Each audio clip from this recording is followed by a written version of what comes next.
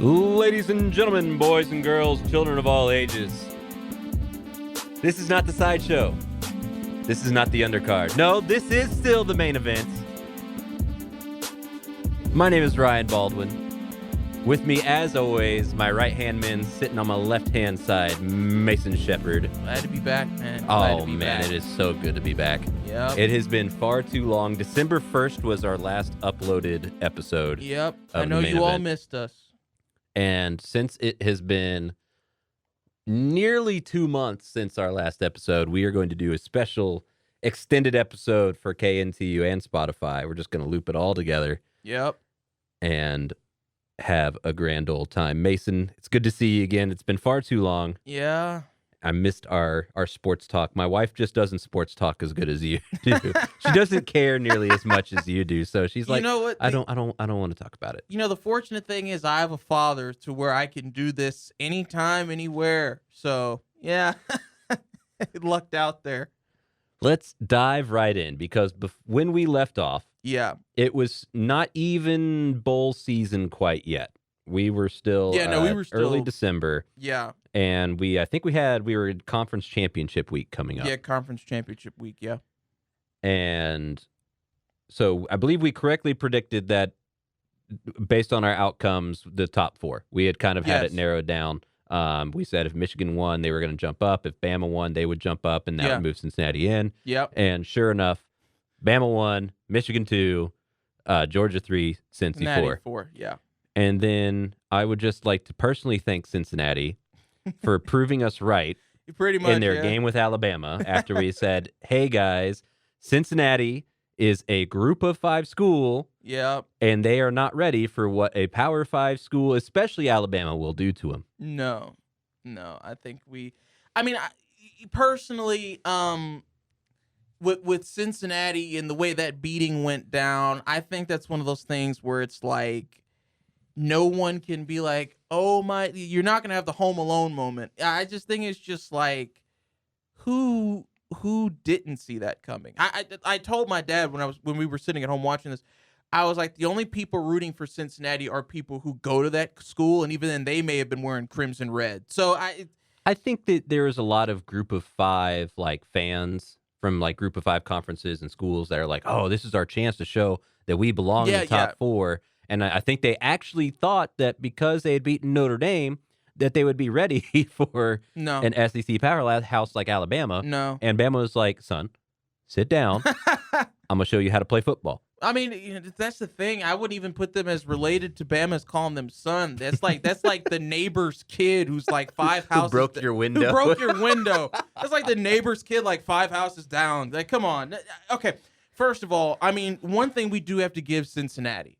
Well, Ryan won't because he's still like, they didn't play anybody, which is a fair point. Besides Notre Dame. At least that they got there, which in my opinion, if you're a Group 5 school, is statement enough.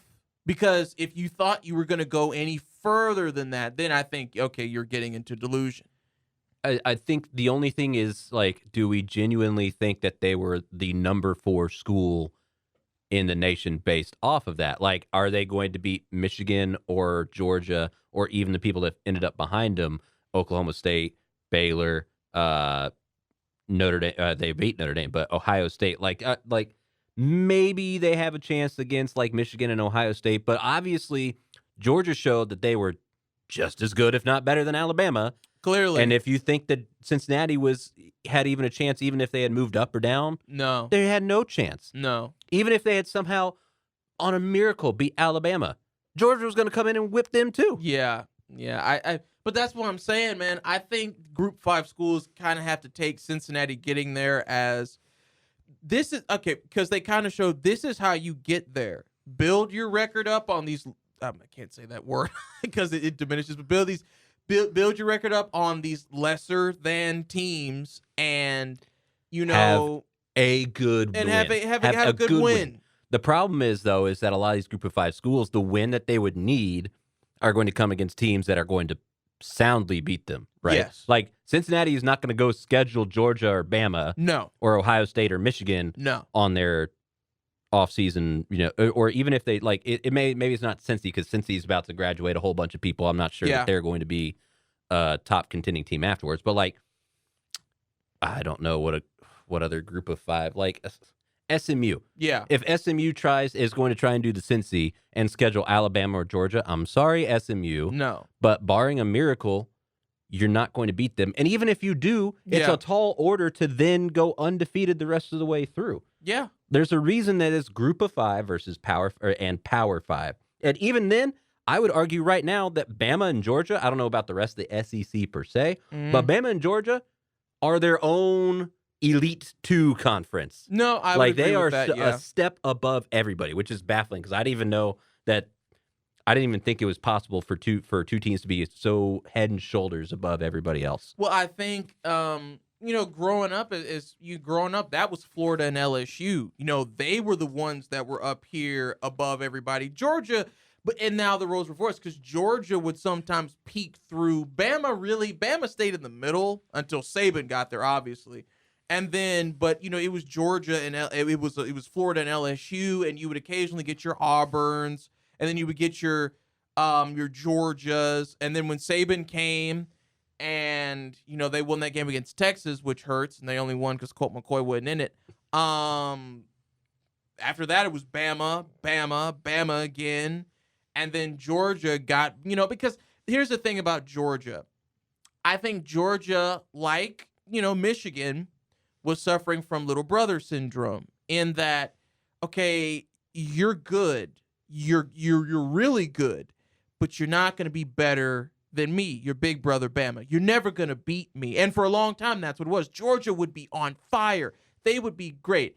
And then Bama would beat them. And this time, when the game really mattered, it wasn't just for the title of best team in the SEC. Georgia beat Bama, and I think that was something that the program needed. And I think Kirby Smart's a really good coach, and I think that, congrats to the Bulldogs. And I can say for once, and I'm not saying that those other times they didn't earn it, but I really say Georgia earned this because they lost to Bama in the SEC Conference Championship. And everybody started doubting them. Everybody was like, "Oh, Bama's still reigning supreme. Bama's going to win it again." And this is the thing. I make fun of Bama a lot of the time for playing, like softballs in the season. Like everybody will be playing a conference rival. Bama will be playing, Hostfa or whatever. But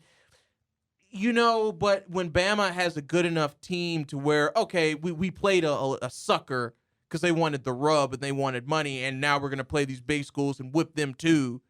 It's like, okay, Bama's for real. And I'm happy that Georgia pulled this one out because watching Alabama hoist up a national championship trophy is like listening to a Tom Brady documentary. You already know everything by then.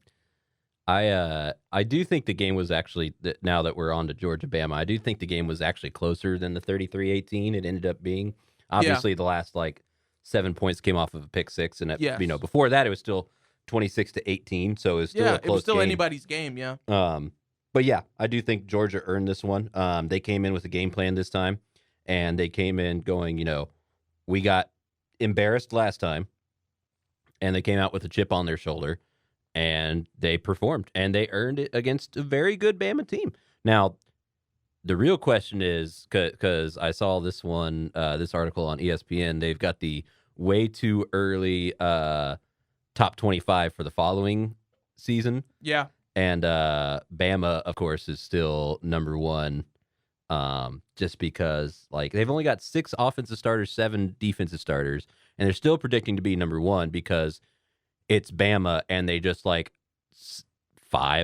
offensive starters leave and 5 more NFL caliber players are ready to go. Yeah.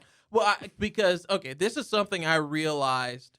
Bama does not create football players. They create machines because you just don't see that level of productivity where, the seniors are left. Okay, it's you guys' turn. Okay, we're doing well. And I think the one thing that's going to set Bama apart, Bryce Young, that kid is phenomenal. And what I like about Bryce Young is that you can see it in his face. He doesn't get rattled by anything. No. He's like, okay, that drive failed. I'm going to move. It's almost an apathetic look. Even when a drive fails, it's like, okay. And now we're gonna move on. And he's very slippery. I compare him to Russell Wilson, really. That ability to move out of the pocket and run when you need to get a first down, and you're fast enough to where if you want to blow by somebody, you can. But also, like Russell, nice arm and very accurate. Yeah. And I think that he will be a part of the Bama redemption story, because let's face it, you always have to put Bama number one because it's Bama, because here's the thing. The reason, because I've heard people be like, well, why aren't the reigning national champions number one? The reason why Bama gets to be number one every year, even if they don't win the national championship, is because they've won so many. If you can, if you beat them, then you can move to that spot. Right. Until you do it, they're always going to be number one. It's because, again, they don't create players, they create machines. Yes, it's the churning of, you never, when was the last time we were like, man, this Alabama team really looks down from last year? Because I can't remember. No. Ever since they started their run, 10 plus years ago. 2010. Yeah. I don't remember going like, wow, this Bama team looks a lot worse than last year. It's no. Because here's the thing. I think all sports people will have to admit that we have hopes, when we see that they're losing. Because there was one time, I can't remember what season it was, Bama lost consistently. And then they went on to win the national championship. It was like, oh, well. Yeah. it looked like it might be. It looked like it might be rough, and then it was like, oh, dang it. But the thing with Bama, and I think, and probably Georgia fans, which they probably won't, but if they ever hear this, man, they're really talking about Bama more than us here. I think with Bama, what sets them apart is because, and I've seen this, Nick Saban is one of those coaches, you can literally, right, make a mistake, you can fumble, but you'll get the ball back, and then you score, and he'll still be like, why did you fumble that ball? He wants perfection on that. That's why he's cussed out players, more so, coordinators and coaches, because the players are kids, but because he demands perfection. And I think when you play, because I'm just saying, man, when you're practicing in that Alabama summer heat, well, you know what I mean when I say summer, when you're practicing in that Alabama heat, and because I'll never forget, this shows me the type of team that Bama creates. Derrick Henry, they would tell stories about how, we would go through 3-hour practices in that Alabama sun, and then he'd be in the weight room doing squats of 700. And I'm like, yep, that shows me the type of team that they have, because it's for Bama, it's not just a presentation. Because what I wanted to bring up, and this does make sense and correlate in that you see these college teams who get these endorsements from Under Armour, Nike, Adidas, Jordan, whatever, and you see with the uniforms that they get, right? Where Oregon or Michigan, where things kind of fancy and it's coordinated. We even have that here. Oregon whatever. Looks like duck eggs on their shoulder pads. Yeah, exactly. It's awful. That's why they don't win. But with Bama, it's the same. They don't get anything. It's not because they want to give that presentation. We're an old school smash mouth winning football team, and that's what they do. And now Saban's cultivated now the expectation to the cultivation that a lot of teams go in going oh man, hope we can make the top 4 this year, and it'll be a really good season if we maybe make it into the top of the conference. No, Bama's national championship game and probably win, or it is a failed season. That's the expectation that they've built around there. And so and Saban expects players to buy into that. Oh yeah. And so that's just the kind of people you get there now are people who are they're some of the best recruits in the country. Oh yeah. They buy into national championship or bust. Yeah. And it just cycles through. And all the people that are underneath them that are waiting to play, if you are waiting to play at Alabama, you are getting raised in that system, and those people buy into it too. And now it's just this well-oiled machine, probably until Saban leaves, and then even probably a couple years after that, depending on who takes over. I think when Saban leaves, that's when they'll struggle, because I think even all the players underneath like him, you're saying, the culture is there. But the reason I say that is because Saban has created this, like you said. Saban, I don't think there will ever be another one of him. That's why I'm saying that, because if it was that easy, any coach would be like, okay, national championship or bust.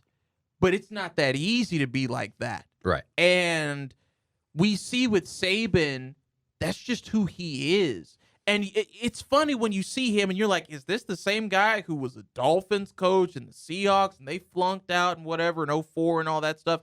He goes to college and dominates. And I think it's like what you said in the sense of Bama has made a culture, because let's face it, okay, and I'm not trying to be on here and I'm not trying to knock the institution of the University of Alabama, but let's be honest, Ryan, you and me here, football is all that Bama has.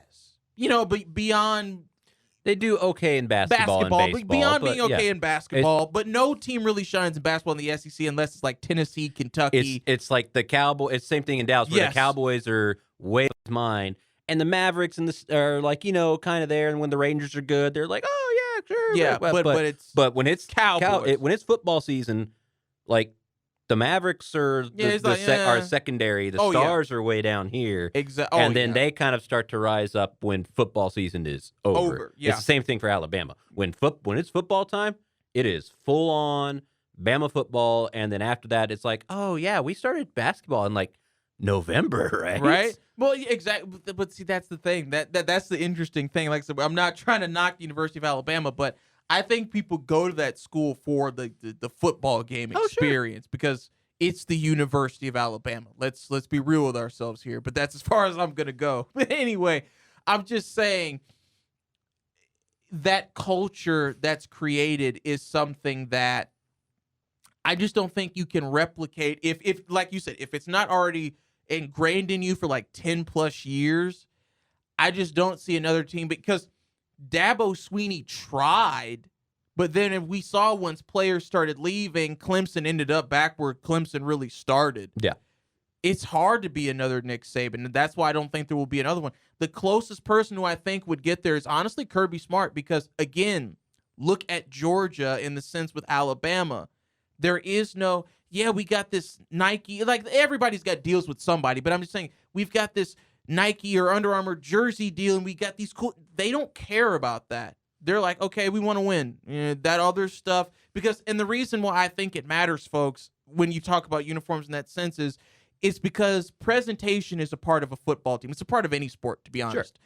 And when you see these teams like Oregon or Utah or Ohio State or Michigan or Oklahoma State or Baylor who have these new designs, you're like, oh, that looks cool. And because we all know you play with the jersey settings on Madden and whatever else, and you get this look, and it's like, oh, cool, but can they win, though? But when you see these teams like Bama, Jersey, like, okay, we've been dressing like this. These have been our uniforms since like 20 whatever, and we're not changing it. You can kind of get a sense, oh, they care about football, and then it just carries over. Yep. All that to say, congratulations, Georgia, but Big Daddy Bama is still coming back for you next year. They better enjoy it while they can. Yeah, and then Bryce Young is going to, I don't know if he's, have we had a repeat? We've never had a repeat Heisman, right? No.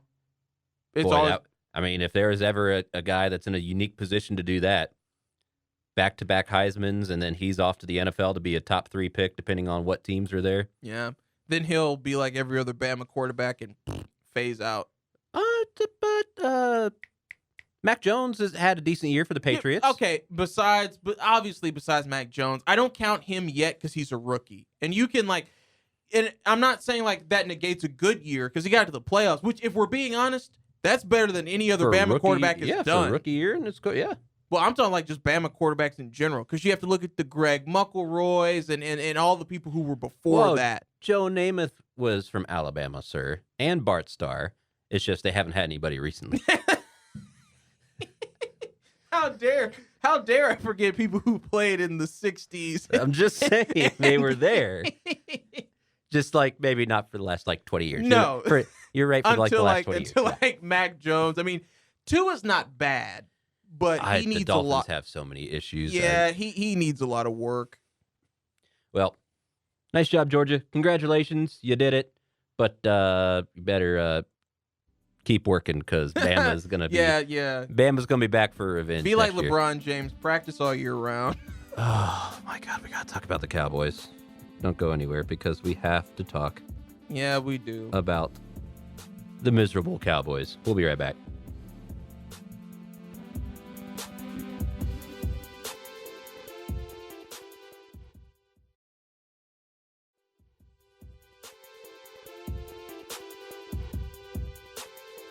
Welcome back to the main event. Ryan Baldwin, Mason Shepard, still here. Unfortunately, Still to talking talk about sports. Dallas. Yes, and it is that time of the program. You knew it was going to have to happen at some point. We're going to have to talk about the Cowboys and how they completely collapsed against the 49ers. And it was a game where I didn't even know where to start pointing fingers because everybody sucked for the most part. I will tell you, I will point fingers at Cowboys management. It's going to trickle down. I point fingers at Cowboys management, and then I point them at the players for poor execution. I point my fingers at management because 14 penalties. Because we had seen this from the beginning of the year to the end, and it's just one of those things, beginning of the season to the end, Dallas is not disciplined. Nope. They're just not.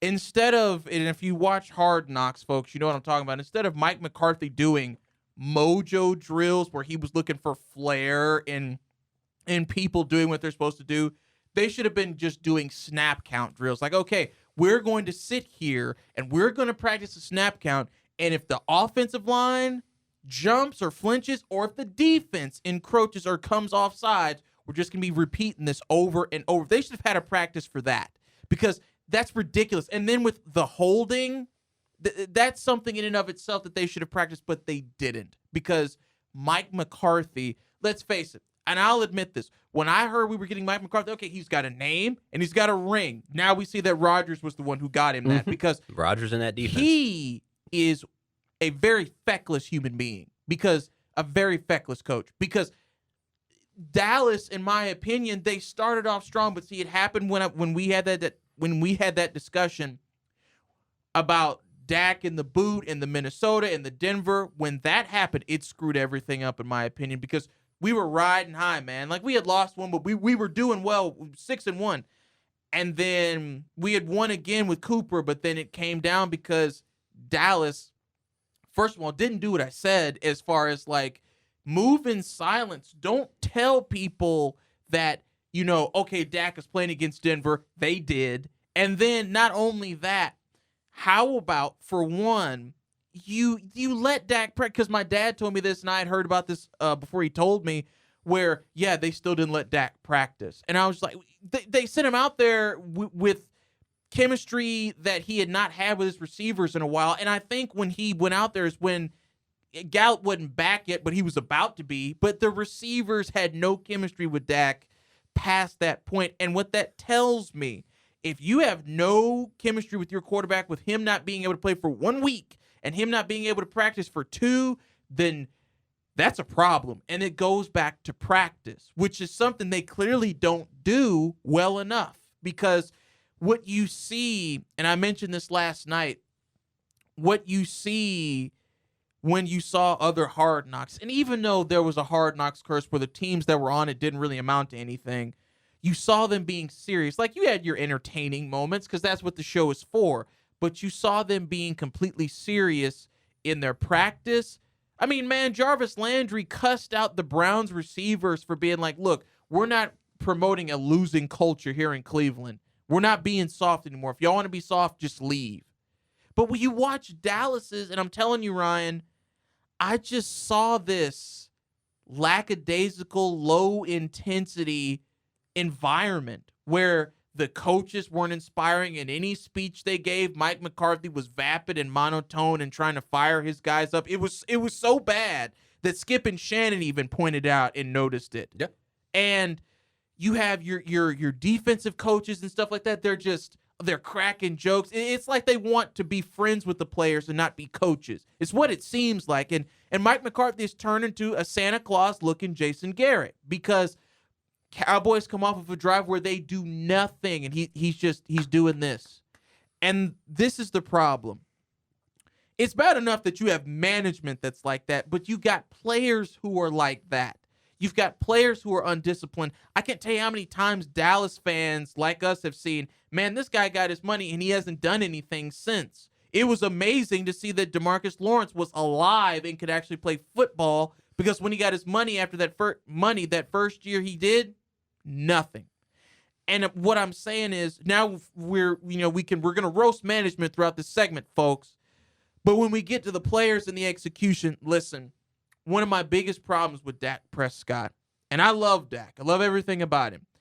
Well, not everything, because that contradicts what I'm saying. But one of my biggest problems with Dak Prescott, and something he still hasn't learned, and I'm going to be honest, I'm going to insult Dak here. I see Bryce Young do this better than he does. Dak is still there's two things. He's very indecisive. In case Dak Prescott hasn't noticed, he's got legs and mobility. He can use that. And it's one of those things where it's like, he's like, okay, should I throw? Should I run? Okay, and then I just got sacked. Or should I throw? Should I run? Okay, I just lost yards because I had to get away or throw the ball in the dirt. Instead of being like, okay, I'm going to run and I got to commit. He doesn't commit to the run when he could. There have been so many plays, not just in that game, but over the years, where if Dak Prescott would have just ran, we would have gotten positive yards. Even if it would have just been 3 or 4, it's better than none or a sack that takes you 15 yards back or a penalty. And which I'll get to the O-line in a minute. And then when you have the other thing that Dak does that really annoys me more than anything else, even the not committing to the run when he should be able to, is when he locks in on a target. And I'm talking about Schultz is open right here. He's open on a post route. And he sees Amari Cooper.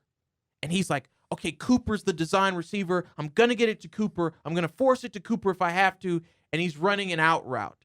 And I'm like, yo, Schultz he's been good. He was good. This was his best year. He's like, okay, Schultz is running a post. I know it's in the middle of the field, but he's wide open. No, but I got to get it to Cooper because he's right there and he's the design receiver. And Dak has a problem, and it's led to a lot of his interceptions, whether they're tipped or the guy gets under it. He focuses on one receiver so much he does not read the field well at all, because he's like, okay, this is the guy. But Dak, I'm over it. Nope, this is the guy. And then when you have an O-line that's that bad, let me explain to you how bad the O-line was. When we first started, we got 6-1. You know how many rushing yards Dallas was averaging? At least 200 on the ground. Mm-hmm. At least. Pollard was the workhorse, still is, and Zeke was playing well. Could have fooled me. Pollard only got 4 touches in that playoff game, which is another management coach issue. Because this is the problem. And I started noticing that too. I was like, Pollard is getting less and less touches. Yeah. And I don't know why that is, but see, now I know why. And it's because at the very top, the truth is, and this sounds stupid, and yes, folks, as you know, I'm a wrestling fan, and this sounds more like a wrestling business thing than a football thing, but it's the truth. Jerry Jones is so invested in the business aspect of having the star, who he still considers Ezekiel Elliott to be, of the team, have the yards, have the carries, have those moments.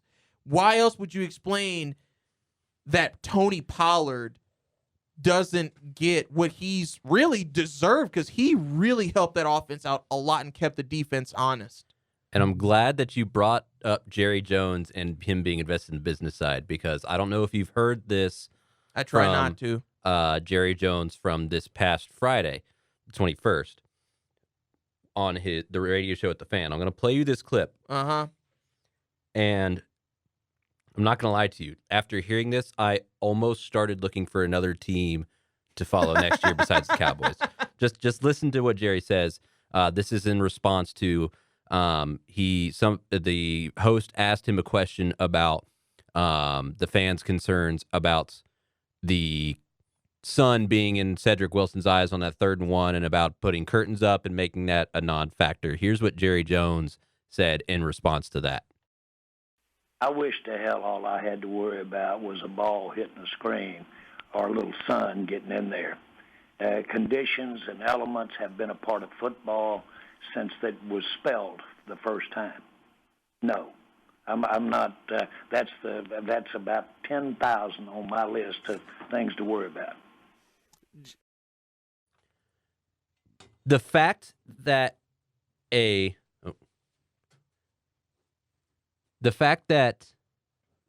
that sun being in Cedric Wilson's eyes, which, by the way, cost you 3 points in a playoff game. If he catches that, you are at least in field goal position. And I'm sorry, how much did you lose by again? 6? going for a field goal over a touchdown there at the end, maybe a big difference, or maybe changes the difference. Either way, it cost you 3 points in a playoff game. And the fact that that is number 10,000 on your list below everything else means that you are not invested in winning. And it shows that for the past 26 years, because there's been only one constant on the Cowboys in 26 years, Yep. and that's Jerry freaking Jones. It starts at the top, and he's invested in the business, Yeah. and he's a great owner, but he is not invested in winning. No. And that made me go, why would I support a team where the owner is not invested in winning? Why am I going to do that to myself next year? Yeah. When we're already $21 million over the cap, 23 free agents because they signed Dak to a freaking ridiculous amount of money for an average performance at best. That's their fault. Should have paid him sooner. He earned $75 million this year. Should have paid him sooner. 40 in salary, 35 in signing bonus for that performance. Should have paid him sooner. That's their fault. Or just were we really that much closer with Dak to winning a Super Bowl than where we are right now? Because I don't know if you heard this from Troy Aikman too, but Troy said it was just really well. The fact that we got bounced in the first round of the playoffs, how does that make our season any different than the Jags or the Lions? The only difference is we practiced a week longer. So, and if you think that paying Dak that much money to get you one extra week of practice was worth it, I'm sorry, but you're wrong. And if he had held out, fine.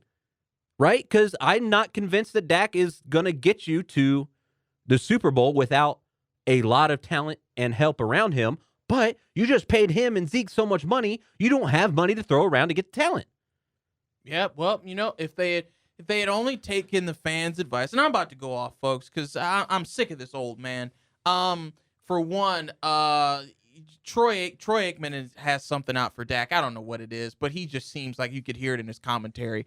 The problem I have with Jerry Jones is the fact that Jerry Jones is, when he's talking about 10,000 things that he's worried about before that, they all have to do with his name. It's Jerry Jones, Jerry Jones, Jerry Jones. And then at the bottom of that list, it's like, oh, Cowboys. Everything else is about Jerry. You can tell when he had a third episode of Hard Knocks be about himself. Jerry Jones is a great owner in the terms of he brought the Cowboys prominence in terms of business. Yeah. But Jerry Jones is selfish, arrogant, egotistical, and he could care less about football, because if he did, why would he fire somebody like as a matter of fact, I'm glad you said what you said about Nick Saban, because you know who was like Nick Saban for the Cowboys? Jimmy Johnson. Yep. Because Jimmy Johnson told Jerry straight up, I'm not going to be your puppet. I'm not going to clap my hands when the team does something stupid. We're going to practice like we're football players and not male cheerleaders, and we're going to do things my way on the field. Jerry didn't like that. He's like, fine, I'm going to fire you. And Jimmy never was like, okay, I'll submit. I'll be a puppet. He was like, okay, fine, fire me. I don't care. Yeah. Because I'm not going to be a puppet for you. No. And what happened? But see, here's the problem. When when Switzer came in, I was thinking of his kid. When Switzer comes in, Barry Switzer. When Barry Switzer comes in and wins the Super Bowl, Jerry automatically like, see, we didn't need Jimmy. No, you did need Jimmy. Because That Jimmy was still Jimmy's team at that point. That's my point. You need Jimmy because Jimmy created a culture of winning. Winning. When you have a coach like that, it creates a culture. Look at Pittsburgh. Who was before Mike Tomlin? Bill Cowher. What did Bill Cowher do? Won a Super Bowl. What did Tomlin end up doing? Winning a Super Bowl. Coaches with character and coaches with guts. And I'm just going to go ahead and say this. Coaches with balls win.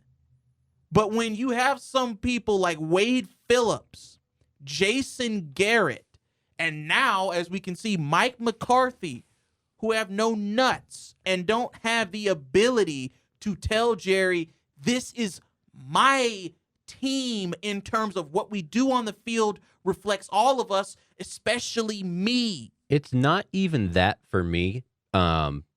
Like it if the coaches showed more just like intestinal fortitude. But here's the thing for me, right? These players, at the end of the day, are getting paid millions of dollars to play football well. Yes. If you're a coach, you have one of two jobs, and if you can do both, all the better to you, but you have one of two jobs. You need to either be a strong leader of men or a strong schemer and game manager. Because if you're weak in game management, but you can get your players ready to play and they come out and they put up 14 points early because they came out high and came out ready to play, okay, you can kind of, I would suffer through Mike McCarthy's little, okay, well, you missed a timeout there. It was a terrible decision to leave the punt team on there and not have a backup plan after your fake punt worked. Because that looked like they didn't actually expect that to work. No, they didn't. That looked like they're like, oh, man, we actually got that. Oh, we actually got that. Okay. Wow, that's well, now great. what? What are we going to do? Delay of game? Oh, okay, sure. Yeah, that'll work. Or if you're not a leader of men. No. You need to be a shrewd game manager and personnel guy like Belichick and schemer like Belichick is. Yes. I wouldn't say like Belichick, he's not as much of a leader of men because, he can get them up, but he's not like Tom Brady. I know what you mean. Tom Brady was the leader in the locker room. I know what you mean. He's not that rally type of guy. That's a Tomlin thing. Well, and that's because like Tom Brady on the Patriots, he was the guy that didn't take any nonsense. Like he was the guy that's like, we're here to play, let's go. And you see that like on the sidelines, even in like with the Bucs. Yeah. Tom Brady is like the guys. We're here to play. Let's go. Let's go. Yeah, it's. I'm glad you brought that up because Martellus Bennett, one of my favorites, on and off the field. Martellus Bennett brought up a story. It was when they were getting blasted by the Falcons, only in the second half, only in the first half, and then we know what happens after that. Greatest choke job in history, ladies and gentlemen. He said they got back to the locker room at halftime, and he looked around. And that was his, it was probably second year there, maybe first. He's looking around. He said nobody was, hanging their heads. Nobody was like, oh, man, what are we going to do? He said Tom Brady stood up and was like, all right, guys. In a calm voice. He wasn't even mad. He was like, all right, guys. Second half, we're going to go out there. We're going to play football. That's all he said. Went back out there, and the rest is history. We know what happened after that. But that's what I'm saying, and I'm glad you brought that up. Dallas could have that in Dak as far as a leadership thing, but when you have someone who is such a milksop as your coach, and even then, if you want to take it to the players, I've said this since day one, I don't see anybody motivated besides Dak or Cooper, maybe. But even still, Dak as the quarterback, if I'm paying you that much money, I expect you to be that leader. Yeah. If you don't want to get paid that much money, then fine. That, we'll take that away. But if you're getting paid that much money, I expect you to perform, and I expect you to be the person that your team rallied behind, mostly because that's just how the quarterback has evolved. Now that's the quarterback is just kind of looked at as the leader of the offense for sure. Yeah. But as also the team in general. Saw what Brady did with the Bucs. Yes, Brady with the Bucs. Peyton Manning with the Colts. Peyton didn't take any crap either. There's plenty of clips of him giving it to the offensive line saying, play football. You let me worry about all the head games and stuff. Just play football. That's why these guys were the best. And that's why they demanded so much respect throughout the league, is because not only were they good, but they were the rallying point for their team. And I don't see the team rallying behind Dak. No. Or if they are, that's not enough, because how many times did they come out in the first half flat after that 6-1 start? Every game, pretty much. Did they, except for maybe the Falcons and the Eagles? Falcons game, we got hyped because we were like, okay, the Dallas at the beginning of the year was back because they blasted them. And then this is the problem with Dallas. Besides management and coaching and all that, Dallas has just established, and it's something we talked about with Bama, and Dallas unfortunately has established, in my opinion, and yes, I'm going to say this in the DFW area, Dallas has just established a very soft culture. It's a very soft team, because when San Fran beat us like that, I said, you know what, the truth is we weren't meant to be here. Because we're not good enough, and we're not. I don't care if we were 12-5, we weren't good enough. We were 12-5 because we got to beat up on a crappy division. We I mean, swept New England got to we do that swept too, the but they NFC won. East. Yeah, but New England lost to the Bills afterwards badly. Yeah, I know, but still, like we all know the Bills didn't start like where they are now. New England beat up on that division, but they would win when it counted. Pittsburgh, because the Ravens weren't always the best. They were good, but they weren't always the best. Pittsburgh beat up on those teams, but they would win. Green Bay beat up on those teams, but they would win when it mattered. Dallas can beat up on the NFC least teams all they want, but when it's someone who actually has the propensity to actually do damage, they're flatter than 4 o'clock. Yeah, and it's sad because there's so much talent. But I said this about the Cleveland Browns, and it just goes back to management. When the Cleveland Browns were losers, and they kept getting number one pick after number one pick after number one pick after number one pick, and they were losers, I was like, at some point, it's not the talent because you're getting a lot of very good people. Mm-hmm. Maybe it's management. And sure enough, what happened when they actually stuck with a coach for a little bit, they get to the playoffs.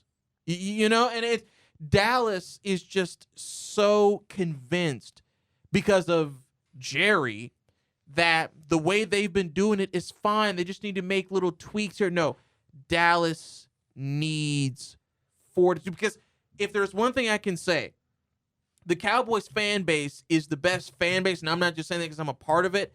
I don't know any fan base like ours, like after a loss, where we're like, they're either the best or the most delusional, and it may go hand in hand. It goes hand in hand, because fan is short for fanatic. So yeah, it goes hand in hand. But like, we're the best because I don't know anybody else. Yeah, the Bills fans may have, or whatever, the Packers, but I don't know anybody else who's like, okay, I'm not getting out of bed for a couple days because Dallas disappointed me so much. I'm gonna cry my eyes out and drink, more so you, not me, because Dallas disappointed me. We've got a solid fan base, not that matters, because we see how the Chiefs are when they got their fans, but we just don't have good management at all, and we don't have a good coach at all.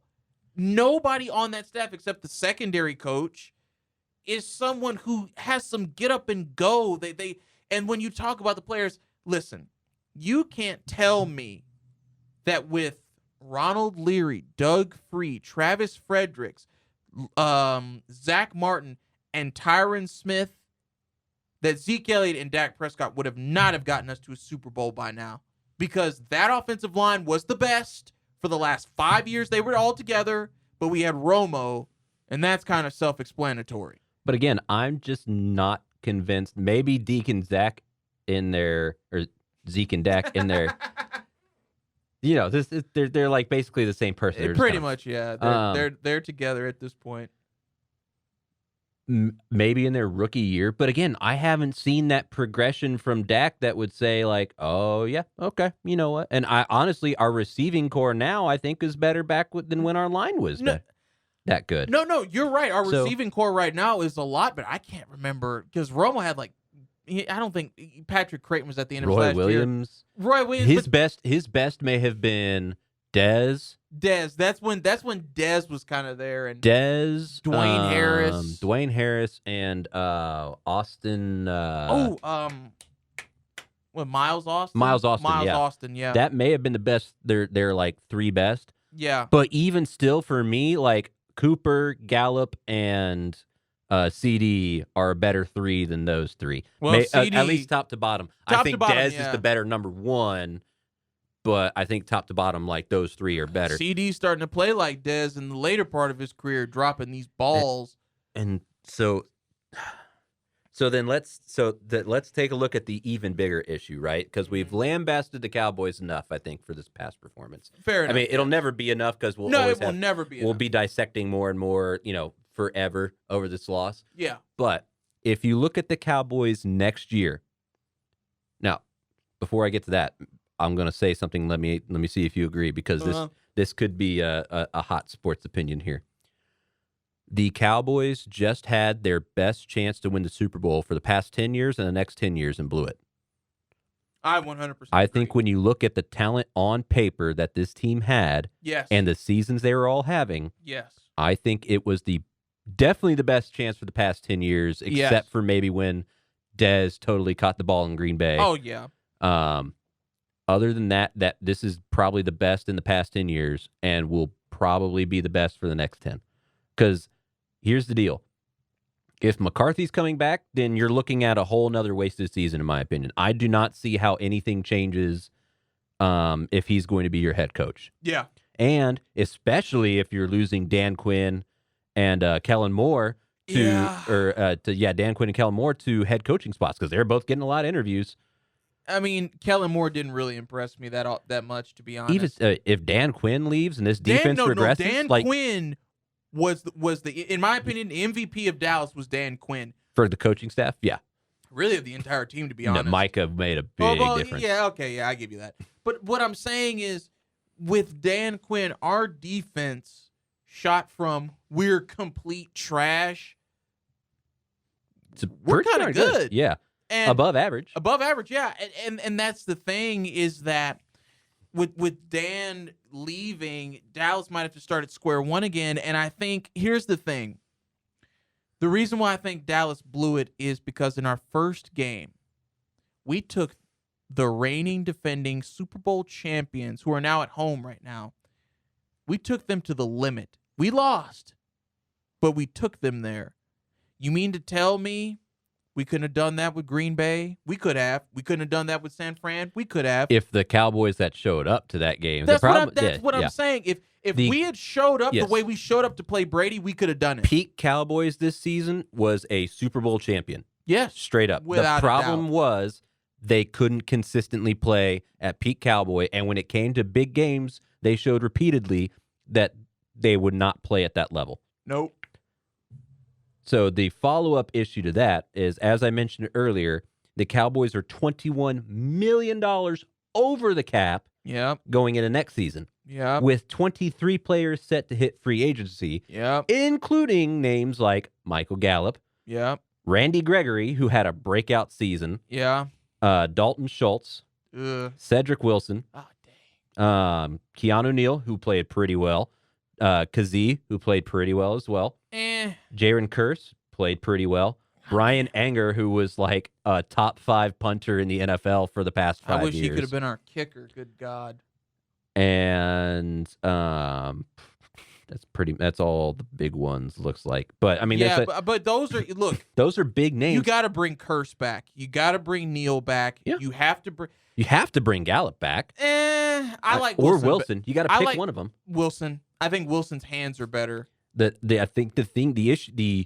would say they're about equal. I would say the bigger issue is I like Gallup better on the outside. And then you get to move CD into the slot where I think he's better. Yeah. But so Gallup is slightly better on the outside. He's more of a burner, but he's going to cost you more money. And you just like I said, because Jerry's contracts for the past 5 years have been awful and his money management has been awful, you may not have money to give Michael Gallup. If he would have paid Dak sooner, it wouldn't have been as much money, and we would not be where we are. Yep. But Jerry, because again, it's his ego. He didn't like Dak's agent because Dak's agent told Jerry straight. Again, Jerry Jones doesn't like people who tell him what they really think of him, because Dak's agent at the time told Jerry, this contract is insulting. My client deserves more. Jerry didn't like it, so they didn't come to a deal. And even before then, Jerry showed no faith in Dak. He was like, well, Tony, he's getting better. I'm not going to say who has the spot yet, making Dak constantly look over his shoulder his rookie year.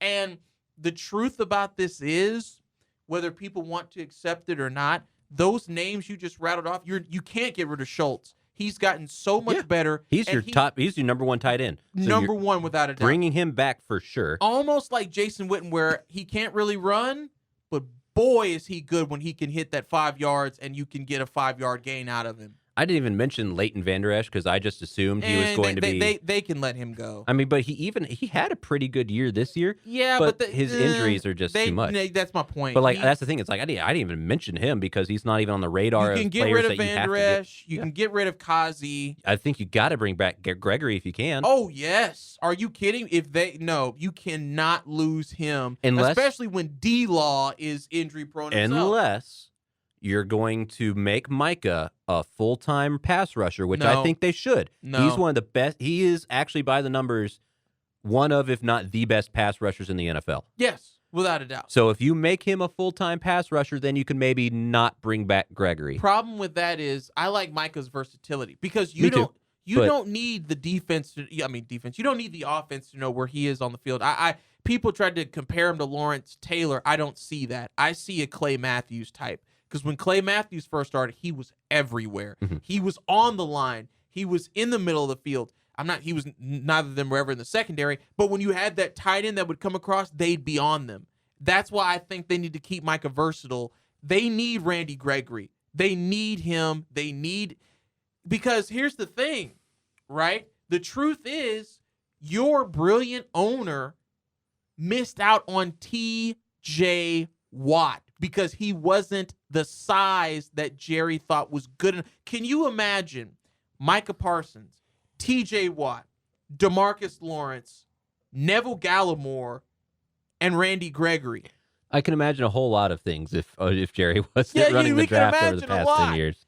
But that's the thing. And the guy who tied Michael Strahan's sack record could have been a Cowboy. But, Jerry was like, nah, he's too small. Yeah, well, look where that size got him, pal. He's about to win defensive MVP. Yeah, I mean, But that's You had all this all those guys you have to, well, not all of them. Most of those guys you have to bring back. Schultz, Wilson, Gregory. you're only going to be able to afford Wilson or Gallup. Oh, yeah. And I don't think you can. You're not I going to get don't know both. if you can get Gallup just because somebody Gallup is going to gonna throw go, a big Gallup contract. Is gonna go somewhere else. So the only thing. Oh, by the way, just while we're speaking about people we could have had, the Dallas Cowboys back in 2017 took Taco Charlton Yeah. instead of TJ. Instead of TJ. Taco freaking Charlton, who played like 2 games and had a tackle Yeah. in his 3-year career. Yep. They picked Taco Charlton instead of TJ J. Watt, who is still on the board. Yeah. Yep. So you have no money. Nope. You have a bunch of players that need money. If I am Jerry Jones, I am on my knees begging Dak and Zeke and J-Law. That's the wrong Lawrence. DeMarcus Lawrence. D-Law, not J-Law. No, not J-Law. I am begging them to restructure contracts, take signing bonus incentives instead of the salary, because otherwise you've got nothing. That will never happen because that requires Jerry Jones to admit he's done something wrong. And not to mention the fact that if you're going to run this same offensive line back out, good luck. Yeah. They have to go offensive line first round. Yeah. They got to start over again. Yes, because Tyrone Smith is going to be a Hall of Famer for sure. Yeah. But he's done. Yeah, very much. He is well past his prime. Yes. Even in the games he played, he was not very. I mean, he was serviceable. But I wouldn't even say serviceable. A lot of the penalties that we got were because of him. Connor Williams is not going to get re-signed. No, he shouldn't. He's not good. He was atrocious. Very much so. Biotish was. Oh, good God. He better be glad he's a rookie. Because if he wasn't, that guy was horrible. Yeah. Lyle Collins was Lyle Collins. That hasn't changed. Yeah. And even Zach Terrence Martin. Steele, Zach Martin is the best person on that line, but he's well past his prime. He was still the main one who was serviceable, to be honest. But I mean, serviceable is a far cry from the Zach Martin of 5 years ago. Yeah, well, I'm just saying, when Dallas is as bad as Dallas was, you got to give him something. Yeah. So basically, but he'll be a Hall of Famer too, so it doesn't matter. But so like 3.5. I'll give Tyrone Smith a half. 3.5 out of your 5 starting linemen were not good. None. And it was displayed for everybody on Saturday against the 49ers. Not this past Saturday, but Saturday before. It was displayed to everybody that your offensive line was not that good. No. You have to take offensive line in the first round. Without a doubt. Maybe even the second round. Oh, depending, yes. But that's the other thing too. To get a good offensive lineman, you are going to have to spend money in free agency, Yeah. which you don't have because you're already over the cap and you've got to bring back other people. Yeah, well, but see, it's because they have to bring back other people. Dallas better not think about going, oh yeah, we can get this corner or we can get this receiver. No. They don't need to think. Nope. They need to stick with line picks. Offensive line. Throughout the draft, because they don't need anything else. I mean, you can pick up another tight end, but what good is that going to do you? You can probably get a serviceable edge rusher or like defensive lineman or something, or a safety in like third, fourth round. So I'm not saying like I need a lineman first, second, third, fourth, but you gotta pick a lineman in the first round. Yeah, without a doubt. But see, the problem with Dallas is, and I've noticed this the last couple of years, they don't do anything in free agency. No. Free agency, just all right. We're just chilling. They don't do anything. This last season, I think, was like one of the biggest off seasons for him that I can remember, and it worked out well. But again, you just don't have money. No, you don't. You don't.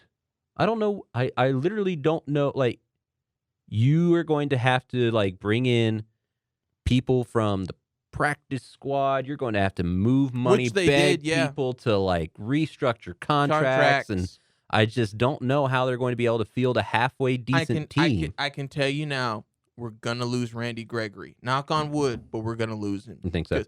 Well, you said he had a very good year this year, except for those jumping off sides against San Fran. He had a good year, and he's gonna want money for that. They're not gonna pay him. He might, because Jerry Jones was the one that gave him all the chances. He might give Jerry a hometown discount, maybe, but even still, like you still got to pay him something. You have like to pay him. If you say okay, hometown discount, but give him like half of what another team's going to give him, he'll probably go to that other team. Exactly. So it depends on what kind of person Randy Gregory is. I could see him maybe staying for a hometown discount because Jerry gave him all this time, gave him all these chances when he was down in the league and had been suspended multiple times, and a lot of people thought he wasn't going to play. Yeah. But I don't know. I just don't see, like, and even looking past next year, pretty soon coming up, you're going to have to pay Trayvon. Yeah. Oh yeah. You're going to have to pay Micah Parsons. Oh yeah. All these like the more like good people that you're bringing up, you're going to have to Micah's going to get a fat stack of money, assuming we can even afford it. Same with Trayvon. I think what Dak will do, because he does seem like this type of guy, I think Dak will restructure his contract in the sense of maybe take a pay cut just so the team can get better. Because that's what Tom Brady did, and it's not like Tom Brady doesn't have 600 houses all over the planet. So, no. It's not going to hurt Dak to take that. Brady had also like 20 years worth of good contracts before. No, I know. Too. I'm just saying. Brady was more so willing to be like, okay, I can sacrifice this. It's I don't know, man. It is a nebulous time to kind of be a Cowboys fan, and I think we're nebulous. I like that word. Yeah, I like it too. That's why I used it. I think we're going to get a little bit more vision of what the Cowboys will look like next year following the draft, because I think by then we'll probably have more of an idea of what free agents are coming back, and if we know what free agents are coming back, we know what they're looking for in the draft. And also, based on what they pick in the draft, maybe a sign. Like if they go get, God forbid, I've seen some people projecting, like Mel Kiper predicted they're going to go for a defensive end in the draft. Why?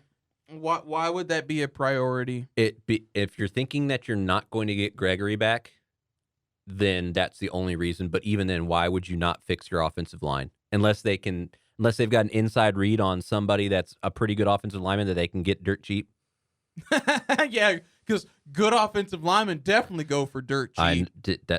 Or like a hidden gem or something. I don't know. No, there's no hidden gem on that team. They're not going to get one for cheap. They're gonna. I bet you a lot of these guys they're just gonna have to let go. Yeah, which I hate, but it's Dallas. They like disappointing people. Oh, okay, we're done. No more Cowboys for a while. Yeah. At least until the draft, and then we can discuss how badly they drafted, or maybe I liked their past year's draft, so maybe as long as Jerry's not in charge of it, maybe they'll continue to surprise. Remember, us. folks, we almost had Johnny Football. Oh God, that would have been an absolute nightmare. All right, so next, going from the team that lost to the teams that won and continued into this past week, that was probably the best weekend of football that I've ever seen, at least in recent memory, Yes. top to bottom. So we're going to talk about that coming up next. Yeah. Don't go nowhere. Nowhere.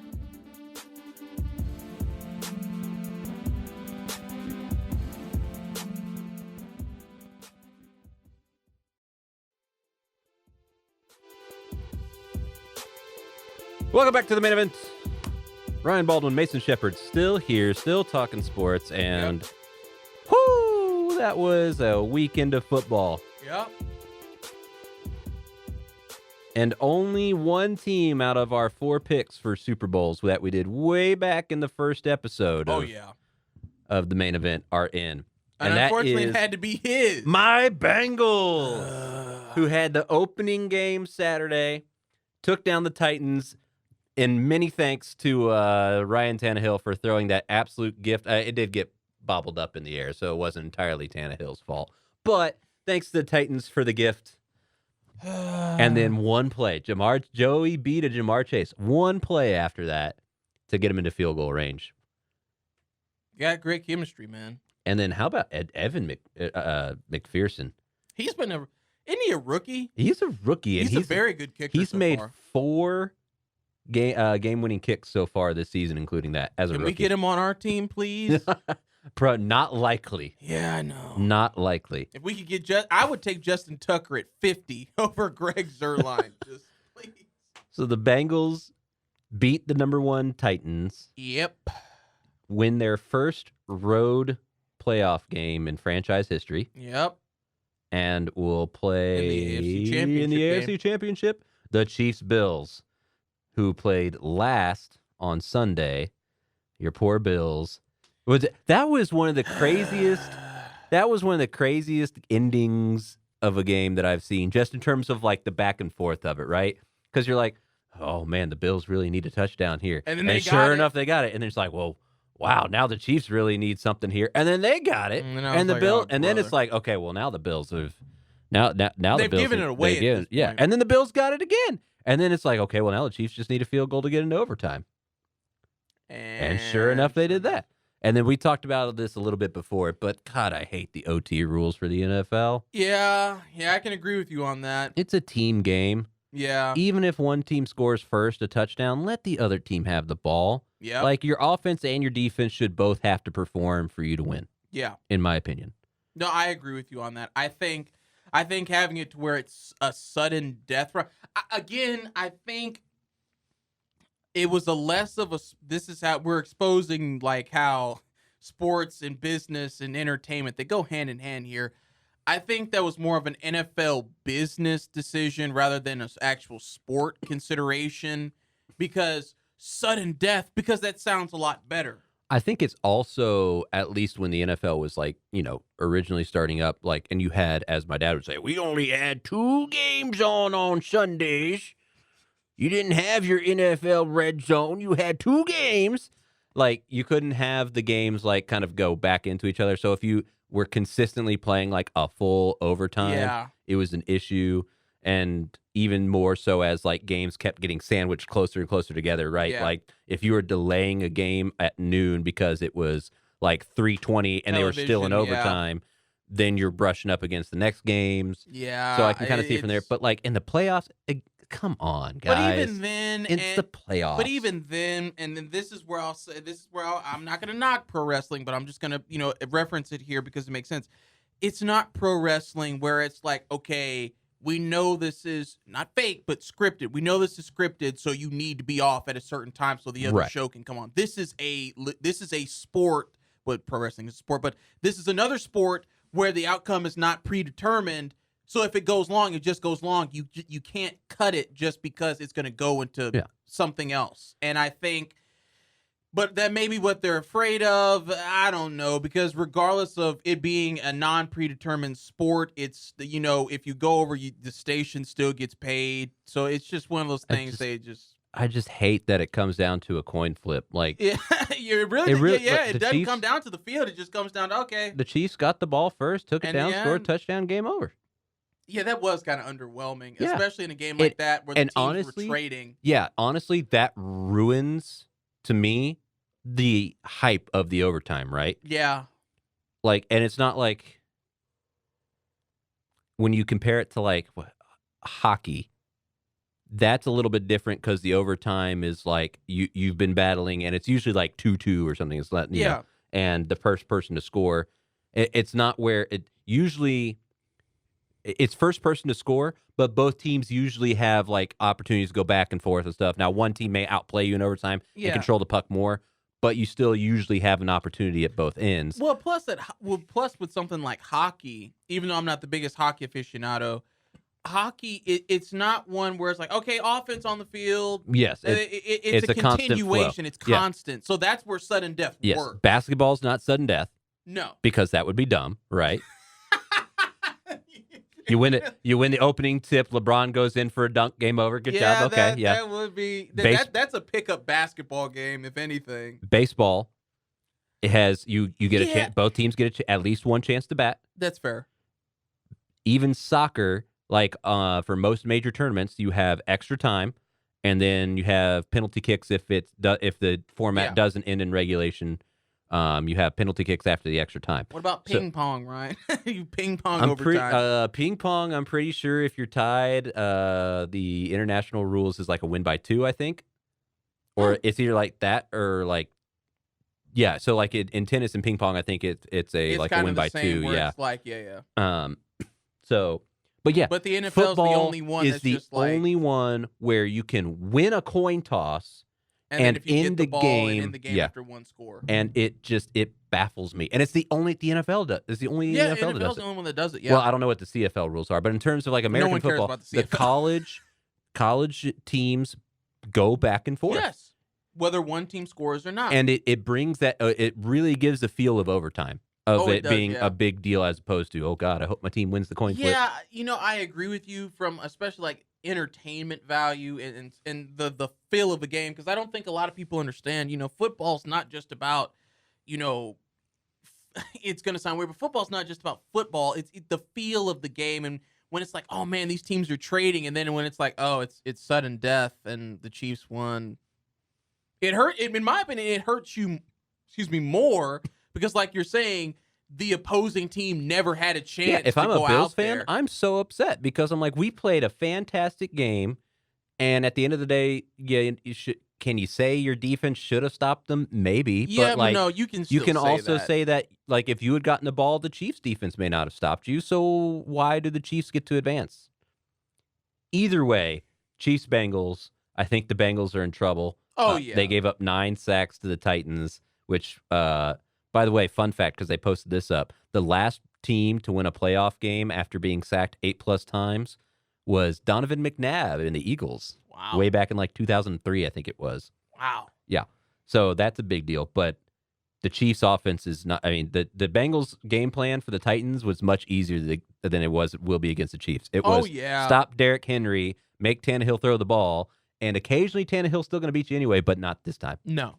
But if the Chiefs front four can get pressure like the Titans did, Bengals are going to be in trouble. Bengals should just be like, we need to score, we need to score, we need to score. Because let's face it, Mahomes, he's not going to stay down forever. No. I think if they go into it thinking, oh yeah, we're going to slow down Patrick Mahomes, the Bengals defense isn't even that good. But that offense is so high powered. It's just that line is very weak. It's weaker than a French fry in water. So I think, I think if they commit to this is going to have to be a shootout. Ironically, I think that's the Bengals' best chance. Yeah, I mean that's how they won it last time. Yeah, 36-33 shootout against the Chiefs, but I just don't know if it's going to happen again. I'm doubling down on them, though. I picked them. I got to double down on them. Let's go, Ryan, Bengals. You got 1 foot in the grave, 1 let's foot go, out. Bengals. And then on the NFC side, first, lo and behold, the good Lord has answered our prayers. No Aaron Rodgers, no Tom Brady. Nope. 49ers beat the Packers 13-10 in what was probably the least exciting of the games, just because it was I mean, it was a typical game in Lambeau, though. It was cold, it was snowing, And slow. and the 49ers You basically could say they kind of stole it, to be honest. they did. I mean, I think well, in a game where it was pretty even overall, special teams made the difference, Yeah. as special teams do. I don't. Do you think that hurts Aaron Rodgers' MVP chances? Do you think people are looking at that? You think he's still MVP? He's still gonna be. He'll just be there to get it. That's gonna be the only difference. He'll just be there to get it. He did have some pretty good numbers: 20 for 29, 225 yards. Didn't have a touchdown, but again, it's Lambeau. It's snowing. I don't really expect that. His overall season numbers are what's gonna get him there. To be honest, I think if Jonathan Taylor and Indianapolis had advanced, then maybe he could jump up. But running back winning MVP is it's like linebacker winning Heisman Trophy. I don't know if there's another person that's poised to take over it like Aaron Rodgers based on the season he had. No, which is unfortunate because I don't like Aaron Rodgers, but I have to respect the fact that he had a heck of a game.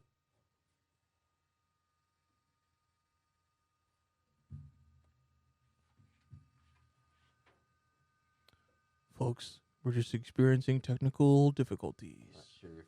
Well, more like technical noises.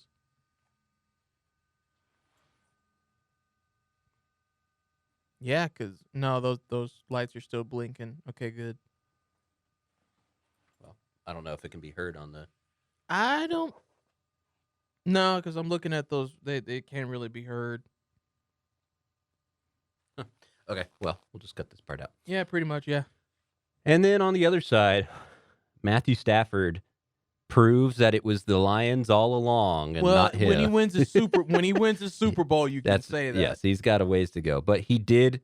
But NFC Championship game. Yes, he cleared a big hurdle. He beat Tom Brady, and by the way, Tom Brady was on the verge of probably the second best comeback of his career, second only to the 28-3 Falcons comeback.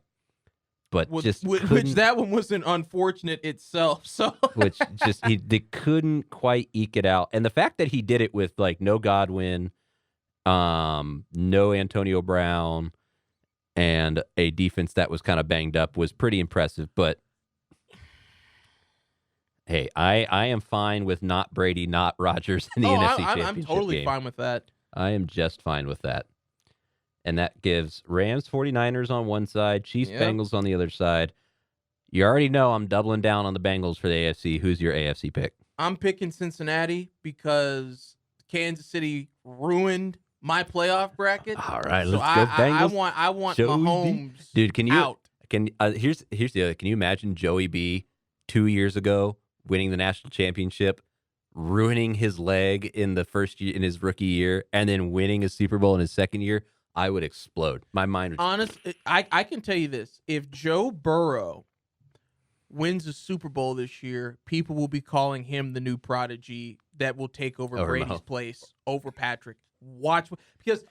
Because for one, Patrick played Brady and lost, so that really hurt that credibility. Patrick will end up like Peyton Manning. He's really good, but Brady beats him every time. He already got one Super Bowl, though, so he's like, he got one Super Bowl. He's got one, and a fat contract. It's still Patrick, but Joey B's coming for that spot. Joey B will be on the cover of the next Madden. And watch what I tell you. Here's the crazy thing is that the Bengals like have the pieces already. They just and they can keep building. Yeah, they can just keep building, and they've got a good foundation. Yeah. So even if they don't win just the fact that they got this far, honestly, in the draft, if they get bounced, get defensive players. Maybe an offensive lineman. Yeah, but get some defensive players, offensive linemen. Bengals will be set because they've got a great wide receiver and a great quarterback. And their receiving core, like T. Higgins, is not a slouch. T.J. Uzuma is not a slouch either. Yep. So they've got the weapons. Got the pieces. Yeah. And then they just finally have someone to throw it to him correctly. And then on the Carson Palmer, Andy Dalton. On the NFC side, I think it's the question of who collapses first. Are we waiting for Jimmy G, Or are we waiting for Stafford to collapse Jimmy first? G will collapse first. Rams take this one. I think Rams it's the are on Rams, a too. roll because the Rams offensively, Matt Stafford, I never thought I'd be saying that, but Matt Stafford, Cooper Kupp, Odell Beckham Jr., who finally appeared under that disco ball, ladies and gentlemen. He doesn't live under a rock. He's too flashy. Got to be a disco ball. You know, they're killing it. And then we got my boy on the other side, number 99, Aaron Donald.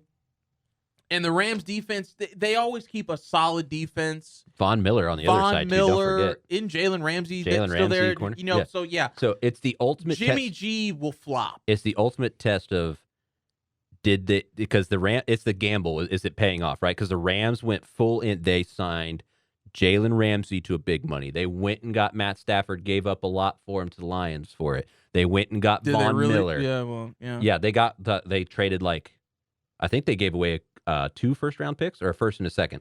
Yeah, Detroit needed that. Yes. But this is they don't have anything for the future. Nope. They are in now. The now. So can they? But I think that was the right move. They've It got looks their like coach. it's paying off. But Yeah. that's what I'm saying. I think with the Rams, they didn't need to be a team that built for the future. They've got a young coach. That's Yes. their future. They needed guys with experience. So Yes, I think that's a good balance. A coach who's still very, very he's not even in his mid-30s yet, I don't think.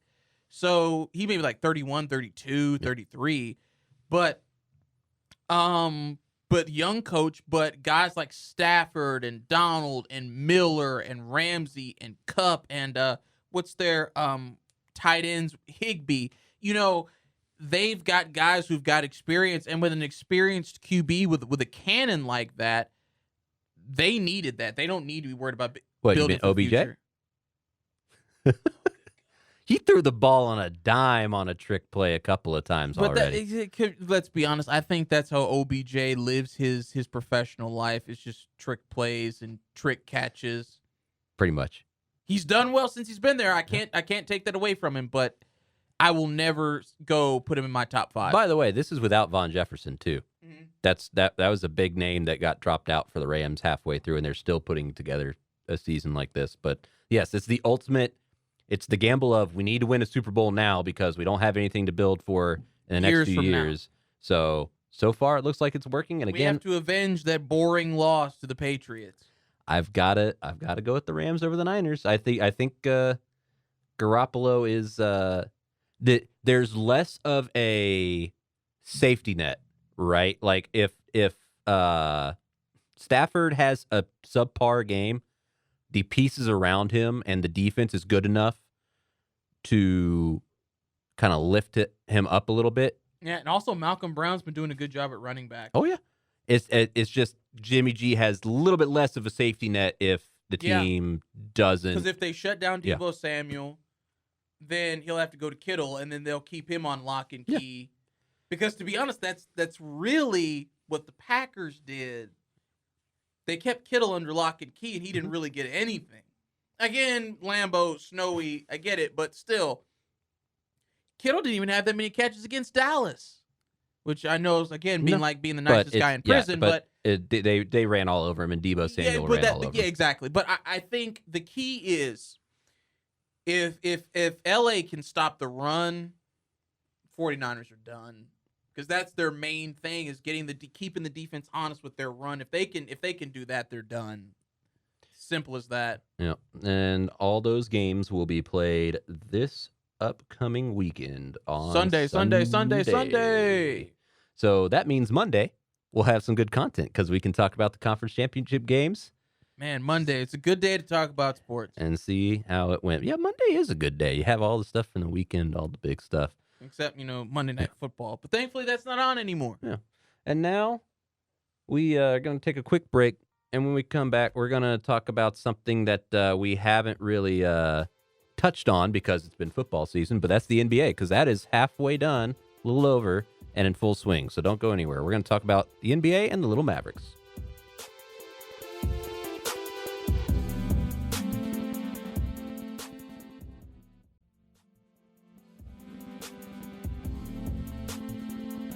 Welcome back to the main events.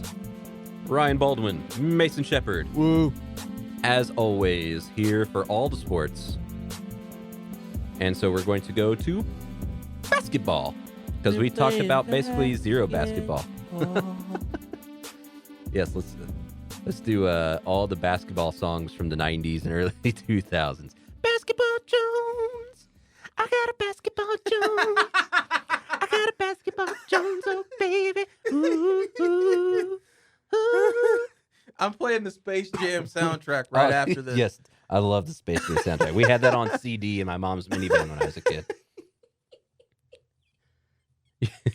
Oh my God, the Basketball Jones one got me. Well, since we're talking about Space Jam, let's segue into Space Jam 2 and segue into how bad the Lakers are in the West this year. I think they could use a Bugs Bunny on that team. What do you think? It's better than Westbrook. Dude, everybody with half a brain knew that there are much better choices for the Lakers than Russell Westbrook. Yeah. But he had a name. And LeBron really wanted him. Yep. And so here you are with the Lakers sitting a game under 500. Yep. And LeBron, to be fair, having the best year of any, 39-year-old player of ever. Yeah. But it's not enough. No. Well, that's the thing. And by the way, folks, I would love to see, LeBron James age graphics throughout the games like we get with Tom Brady. Every time Brady shows his face, it's like, oh my God, that guy's 44. Who cares? With the Lakers, we knew from the jump, this is going to be a styles clash. This is going to be anarchy on the court because let's be honest here. Let's be hospitable. Russell Westbrook is a one-trick pony. This guy is a scorer, triple-double machine when he has the ability to take over a team. When it is a team with multiple other people who need the ball, he doesn't shine so well. No, he leads the NBA in turnovers, and it's not even close. No, not at all. Look, the truth is, Russell Westbrook's not a winner. He's not someone who can lead a team. We've seen that. And not to mention, this guy cares about stats. He cares about numbers, which is ironic because they look horrible this season for him. Bad time to have a name like Westbrook in basketball. I think, and, I know a lot of people are going to blame LeBron because he wanted him there, but I think the problem with Westbrook being there is simply because LeBron, because we all know that's his team, obviously.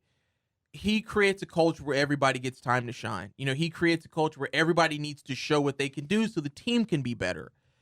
When you have someone who's ball dominant like Westbrook, and you have someone who's like, man, I need my numbers, I need this, I need that, I need to be able to get this and that, it just disrupted the chemistry of the team. Yeah. This is a team that's won an NBA championship 2020.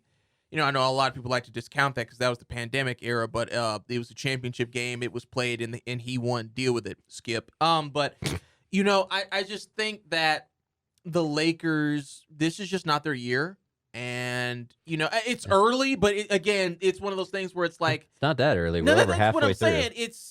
We're halfway through, but you got to see what the latter half is looking like. But I just. Yeah. Well, let's run through the top of the West now. Why not? Phoenix Suns ran basically the same team back, and surprise, surprise, 36-9, 3 games ahead of the Warriors. I remember when Phoenix used to be a joke. Yeah. So Chris Paul and Devin Booker have not slowed down in the slightest. Good. And are showing that they're still top of the West.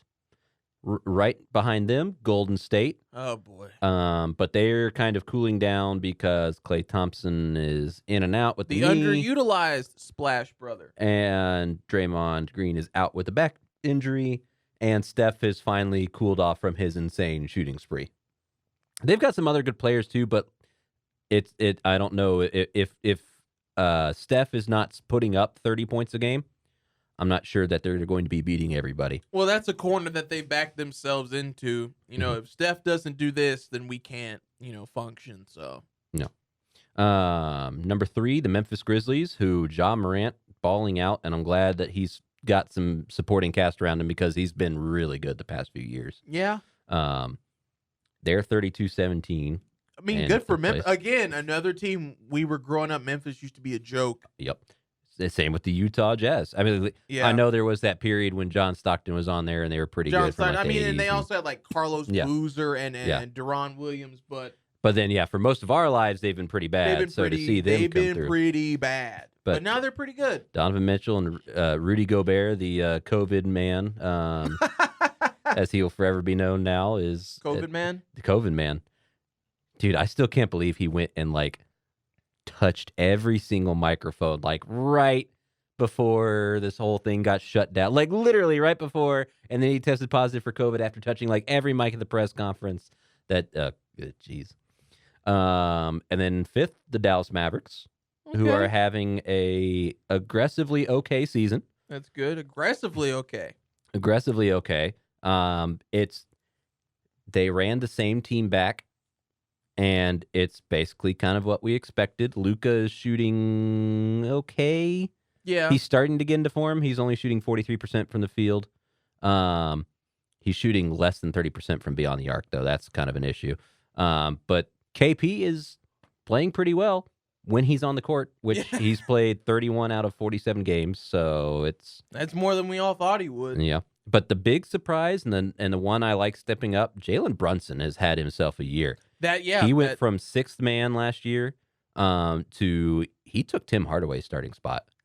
Yeah, that was not easy to do. Hardaway was very good, at that shooting guard spot, and I think, for Brunson, I think the ability to step up, because that's what Dallas really needed. They needed someone. It couldn't be the Luka show. No, and Jalen, most importantly, is able to take the ball out of Luka's hands and let Luka do off-ball things as well. Because for a lot of the time, especially the past few years, it was Luka's going to dribble the ball down the court when he's on there. Luka's going to do the point guard stuff when he's on the court. And when Jalen's on there now, you can have Jalen, like Luka's still going to be the primary ball handler most of the time, but you can have Jalen kind of orchestrate things and have Luka get off ball and make moves that way. And then, Tim Hardaway, I always liked Tim Hardaway coming off the bench more than a starter. I thought he flourished really well in the bubble when he was coming off as a sixth man. I think that's more as preferred. I prefer him as a sixth man as well. Reggie Bullock has been pretty good. Josh Green has been pretty good. And Dwight Powell is his usual Dwight Powell self and will play solid defense. But again, I look at this team going like, it's the same team that dropped to the Clippers in the first round last night, and we didn't really do anything. Are we going to be able to beat the Suns or the Warriors in a 7-game series? Maybe. But I'm not saying this is the year yet until we kind of get to the playoffs and see what they do. Number 6, Denver Nuggets, reigning MVP, Jokic, trying to carry that team on his back again, not having as much success this year. But, sixth place, you're still in a playoff spot, still in the hunt. Yeah, so, no, exactly. Again, another team who used to be a joke. Yeah. And then 7, so now we're starting to hit play-in territory. 7 is the Timberwolves, and Karl Anthony Towns finally has some help. And it's starting to the Timberwolves are starting to get some work done, and they haven't been good since KG left. So we're seeing a trend where all the teams that were pretty garbage during our childhood, have flip-flopped, and now at the bottom you have the Rockets, the Thunder, and the Spurs. Oh, how the mighty have fallen! But I think that's the best. That's one of the best things about basketball is that a team that can suck for so long can end up being the champion. Like, did we ever think that the Bucks were gonna be like champions? Nope. No, not me. But when they became champions, it was like the league is shifting. That's why it's incredible that the Suns are like number 1. And like when the 76ers, I mean, they're about to go back to their old ways, but when they were turning their ship around, it was like, who is this? This used to be the worst team besides the Pistons. Yep. And I think that's one of the best things about basketball is that a team that's on top never stays on top. They all fall and evolve and change and eventually. Yeah, to be honest, it happened with Golden State faster than I thought it would. Then, of course, 8th, the Lakers. We talked about that. Yep. 9th, Clippers. They're down Kawhi, and Paul George can't carry water in a bucket. So, until Kawhi comes back, they're relegated to the play-in tournament. Maybe they'll get in I don't know when Kawhi is due back, honestly. So, Portland Trailblazers, number 10 in the last spot of the play-in tournament. And they just have not been able to string it together after. I mean, they were always kind of that fringe team, right? But it just doesn't seem like Lillard and McCollum can carry him very far this year. It was always McCollum playing out of his mind and Lillard hitting like a crazy shot at the end, right? That was like Yeah, in Portland definitely went backwards, but I think Portland was like kind of like the NFL's Buffalo Bills in the sense of they can put a good team together, but will they ever go all the way? Who knows? We'll see. But you can't rule them out. That's the important thing. Pelicans minus Zion Williams. I said that they're going to be like that until Zion comes back. If he would put the pizza down. Maybe, yeah, he's ballooned. The Kings apparently are just doomed to be bad forever. San Antonio. That's the one team that has not had a glow up. That's true. Yet. Yeah, as we've seen. History says they're due. The Spurs, the dynasty has fallen apart. Yeah, well, so has the Celtics. Yeah. Even though the Celtics are not They're bad. not awful, but yeah, they're not. Right. They're not at the bottom like the Spurs are. Then the Thunder, and then the Rockets are just. Oof. Wah, wah, wah. So the West has y'all have had a problem. The West has a very clear top end right now set to go, squared away. Whereas on the East, things are a bit muddled together. The top four are all within one game of each other in the standings. Wow. So number 1, Miami Heat. Jimmy Butler. B. Jimmy Butler's been playing good, and the rest of the supporting crew, Bam Adebayo, Tyler Hero, all those guys are pretty good. those names, Bam Adebayo. I mean, Tyler Hero. They are not like individual superstars, but it's kind of like the Mavericks from 2011, right? Where they weren't. Yeah. It wasn't individual superstars except for like Butler, but they're all very good supporting players, and they all work really well together. Yeah, I agree. So, and I think that's what helped Dallas. The Mavericks was like, you don't have this like overwhelming star besides like Dirk, but you have these guys that if you don't take seriously can beat you. Yeah. And then Brooklyn Nets are number 2. Brooklyn is, it's Brooklyn. It's got Kevin D. It's got James Harden and half the time Kyrie, depending on where they're playing, because he's not vaccinated, and that's just a whole mess of stuff. Kyrie is Kyrie. He is the NBA's Kanye West. But they're a half game behind, and with Kyrie, I'm sure they can beat anybody. They've got a very stacked lineup. The super team that they tried to put together is coming together, so... Yeah, well, we all knew it would take time, but yeah. I mean, my jury's still out. Chicago Bulls number 3, 28-17. They're trying to put some more rings in that arena. Yeah, they're going to be down Lonzo Ball and Alex Caruso 6 to 8 weeks both, so I think they might have a bit of a slide. But they've had a very good start to the season so far. That's okay. Lonzo won't be there. Just put his father in the game. Zach LaVine is going to be back though, so maybe that'll counteract it a little bit. We'll see. Who remembers when Zach LaVine we all just thought, okay, he's just going to be another kid who's good at dunking, and it's like, oh, this kid's actually he can play. He can play.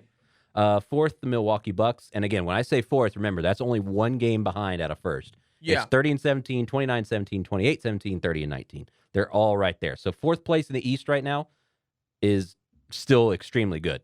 Yeah, that's not a problem. No, Giannis and company just picked up right where they left off. Yep. The Cleveland Cavaliers are now finishing their rebuild phase, and now they're fifth in the East. Every team goes through a rebuild.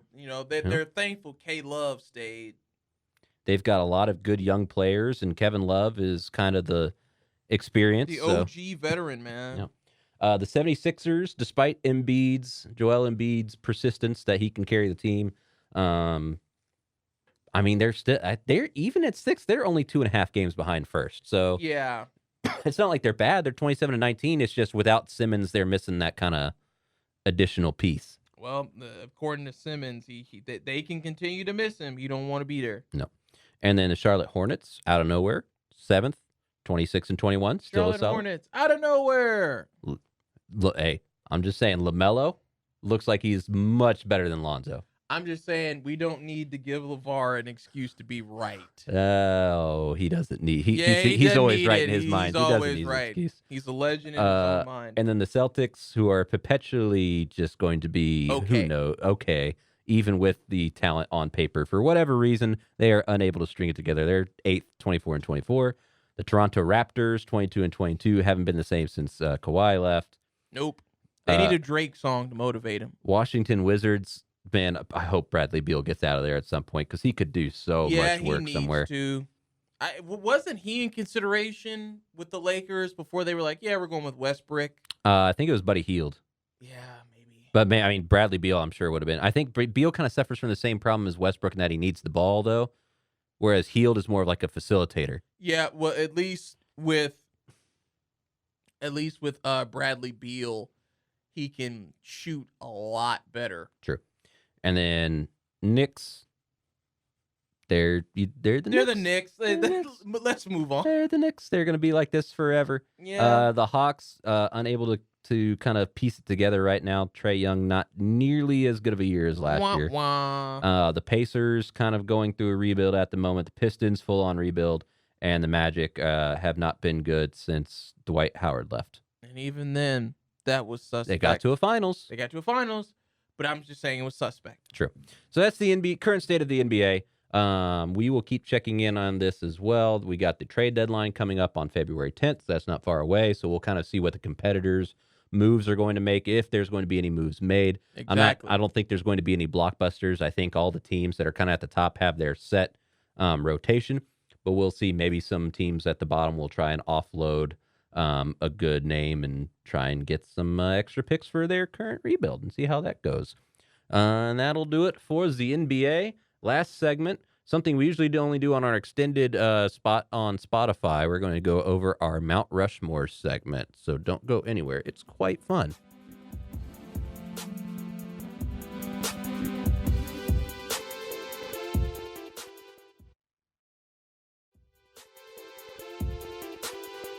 Ryan Baldwin, Mason Shepard back here once again at the main event. Not the sideshow, not the undercard.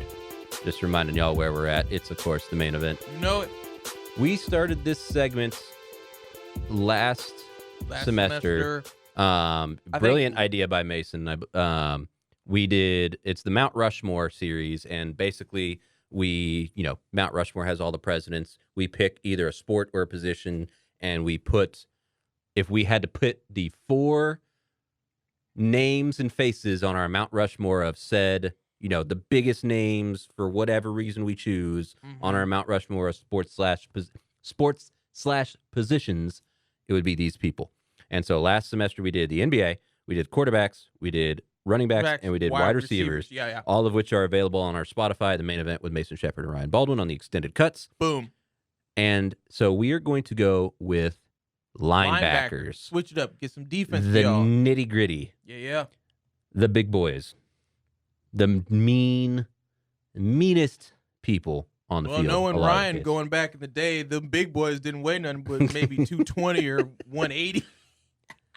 So I'm already going to say we're going to have 2 of the same. More than likely. let me just get those 2 out of the way first, because there's no way, 0 chance that you can do a Mount Rushmore of linebackers without including Lawrence Taylor and Ray Lewis.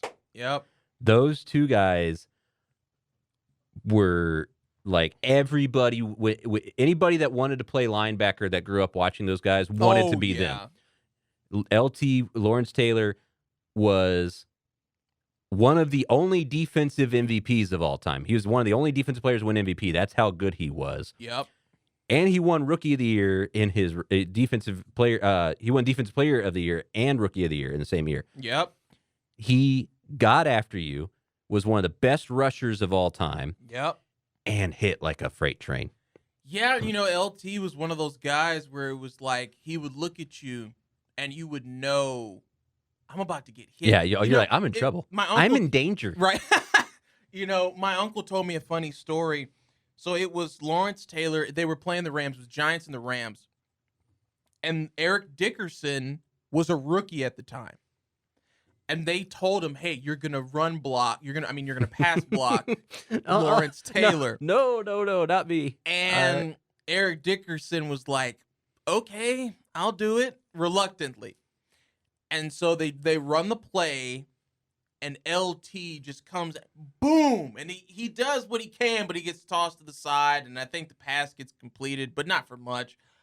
And so LT looks at him when they're going back to their respective sides and says, "Don't get in my way again." I'd be like, and then they go back to the huddle, and they're like, "Okay, we're gonna run the same play again." Eric, you know what to do. And Eric said, "I'm not doing it. Absolutely not. I refuse." I'll put a nice pillow out for you, quarterback, for you to get tackled into. Yeah. And I'll pick you back up when you get sacked. But I'm not blocking. But that was the thing. Lawrence Taylor was such a freak in the sense of, maybe not in the statistical thing where we talk about freak like physique, but man, that guy scared people on the field. You did not want to get hit by him. And it was that like single-minded intensity too, right? Oh yeah. Like when he strapped on, he was a whole different beast than when he was off the field. And when it kind of created a character, to be yeah. honest. It created, I hate that word, in the sense of sports, it created a persona.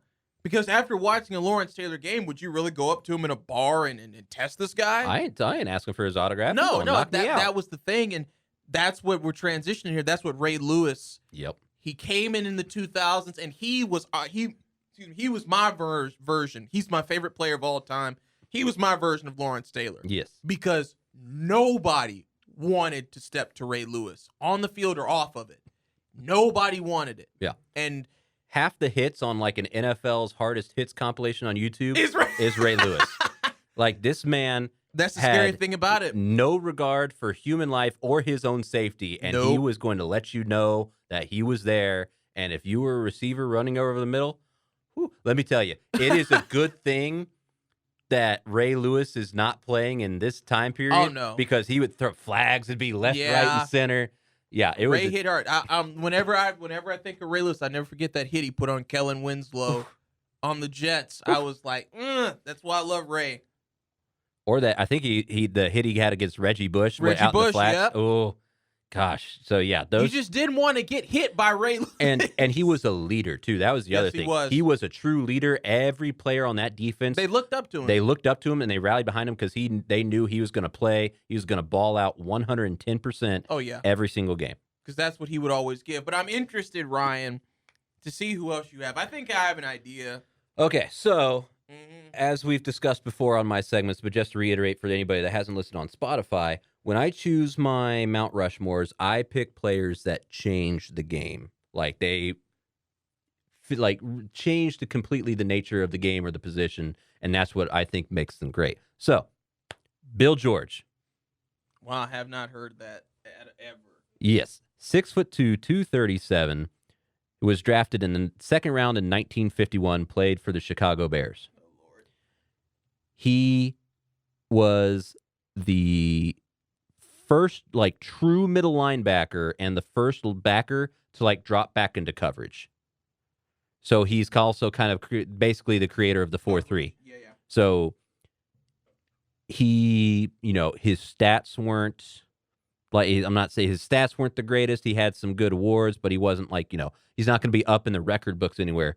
But the 4-3 setup is such a big deal and a game changer, and having linebackers drop back into coverage was such a big deal at the time. It's like the same thing for defenses as it was the first time a quarterback threw a pass. And you're like, they can do that?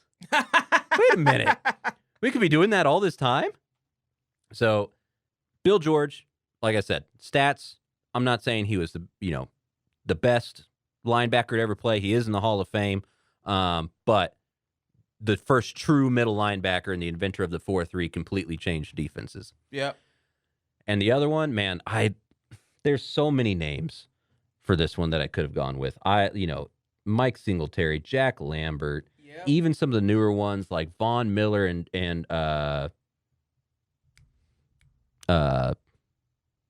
help me, from the Cowboys. I should know this. DeMarcus Ware. Well, Yeah, he was kind of He's like outline, and I outside almost picked him linebacker. because he was like outside linebacker, but he also was like outside linebacker pass rusher type deal. Yeah, it's fair. But who did you end up going with? I went with the last player to be a true Iron Man, Chuck Bednarik. Way back in 49-62. Played for Philadelphia, and he was the last player to play like every down. He played linebacker and center. Wow. I'm talking about high school level ball in that sense. And he was one of the he's in the Hall of Fame, 2-time NFL champion, 10-time All-Pro, 8-time Pro Bowler. Wow. And he's on the NFL 100 all-time team. I would hope so. So I would hope so. Yes, and he's got the Chuck Bednarik Award is awarded to the best player in defensive player in college football. That makes sense. He was one of the last, he was one of the last Iron Man and kind of created that persona of the linebacker that's just tough and gritty and like just, kind of guy, you know. So LT, Ray Lewis, Bill George, and Chuck Bednarik. Okay. Well, the name I'm surprised you didn't have on that list that I'm putting on mine is Michael Strahan. Another one of those guys where it's like kind of like DeMarcus Ware, where I was like, man, is he a defensive end pass rusher? But they put him in both. You know, Strahan, let me just put it to you like this. When you've tied his sack record, you know you've made it. Because Strahan, just like the gap in his teeth, he was jarring on the field. You know what I mean? You know, Michael Strahan. Why do you have to do that to Michael? Well, hey, Mike has a bust and a Super Bowl ring. He could care less what I say. But I think in all seriousness and respect to Strahan, what a monster on the field. But the difference, another reason I've got him on this list, you were talking about tough and gritty. Michael Strahan is one of the nicest people you could meet ever. True. But you don't see that from defensive players. And I think Michael Strahan was one of those guys who was like, you don't have to play this game angry, just play it focused. And one of the best all time. Now, my last one, and it's kind of tough because I grew up with a lot of great linebackers. Patrick Willis, Clay Matthews. Brian Urlacher. But Pacquiao Spikes, who also had one of the best names, too. Well, he was one of the scariest, too. I ain't going to lie to you. But I don't think you're going to see this one coming. My final Mount Rushmore is James Harrison, Pittsburgh Steelers. Yeah. Watching James Harrison, and I know I'm going to tell my dad this later on tonight, he's like, what? But watching James Harrison, you talk about fear. And we talked about that with Ray Lewis and Lawrence Taylor, but you talk about fear. This is someone, he was an enigma. He was an enigma on the field as well as even off of it, to be honest with you. But when he was on the field, he played hard. He's a Super Bowl champion. He's a Pro Bowl. I think he's already in the Hall of Fame. If not, he will be. But James Harrison was a beast on that field. If you were just worried about Troy Polamalu, then you were about to get just blindsided. Yeah. And I just think when you look at someone who created that feeling of being an enigma as well as having talent and being one of the best defensive players ever, just that brooding look. Like his forehead, oh my God, this guy looked like he would murder you. Like, put it like this, if James Harrison was walking through a graveyard, the tombstones would flip over because this guy was just so dominant and endearing. And so, yeah, I got to go LT, Ray Lewis, Michael Strahan, and James Harrison is my wild card on that one. Really, the only reason I didn't do Strahan was because, like, I already had Lawrence Taylor's, like, the pass rusher type ones. Yeah. But it's like, and there's so, like I said, there's so many linebackers, like Brian Urlacher. Urlacher was incredible. Clay Matthews was so versatile. Terrell Suggs. Suggs was fantastic. Did and a great job taking over for Ray. If you go back a little bit earlier, Junior Seau had a great career. Derek Thomas, Mike Singletary, Jack Lambert, all these guys, like Jack Lambert. Bruce Smith? Yes, all these guys are probably worthy of it. Even Dick Butkus. Dick Butkus.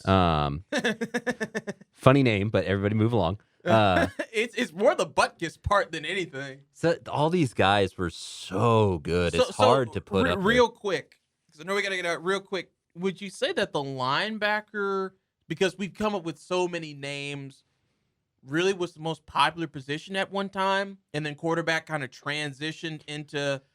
I shouldn't say most popular, because quarterback was always going to be more popular, but would you say it's just like... Because like you just said, there are just so many names of guys that are just like... You couldn't really go Mount Rushmore without offending some people, being like, why is this guy not on it? I think you could say the same thing about quarterbacks, and receivers, and running backs. It's just... That's true. More so, I think, than like... The thing about the linebacker is because they're often asked, especially, once they started doing more pass rushing and coverage, they were so more versatile that you could tell the difference between cornerback 1, 2, and 3 is not always like that noticeable. No. But the difference between linebacker 1 and 2 and 3, like on some of these guys, is really noticeable. That's fair. So like those are the guys, and they're also like a cornerback, if they're doing their job right, may get their name called 0 times a game, right? Like if you are a lockdown corner, you may get your name called once, twice a game. Whereas if you're some of these linebackers and you are making sacks, coverage, and tackles in the open field, you are getting your name called like 20, 30 times a game. Wow. So I think it's, one of those things where there's more chances for them to, be able to get their notoriety. Yeah. It's the same thing with the quarterback. Like the quarterback's always going to get their name called. Running back is always going to get their name called. Well, linebackers, middle especially. That's the quarterback of the defense. Yeah, that's true too. A lot of times a lot of the guys we've named were the defensive play callers. We're middle. But so what are we doing? Were you going to go tight ends and offense? Or are we going to keep it defense for a little bit? Are there enough good tight ends to make a Mount Rushmore out of it? Trust me. There are, and you've already shown you'll go back into the bowels of history. I'll do my research. Yeah. Yeah. Are we going to go corners? Let's go corners. There's been some good corners. Well, I mean, there's been a lot of good corners. Should we do defensive backs as a whole, safeties and corners? I think so. Yeah. I think that'll make it easier. Only because if we do safeties by itself, that's going to come up a little short. Yeah. So let's do safeties and corners. The defensive DBs. Backs. All right. We'll do the defensive backs next week. I've already got mine already. I bet we already saying Troy Polamalu. Dang it, Ryan. Man, I told you, man. We have ESPN. Well, all right. So tune in next week to find out about Troy Polamalu and the other three. And the other three. Thank you so much, guys, for listening to the main event. Big old thanks to KNTU, Dan Bala, Mark Lambert for letting us use the Green Studio deep in the heart of Denton, Texas for our broadcast. And we hope to have y'all listen in next week. Until then, have a wonderful evening.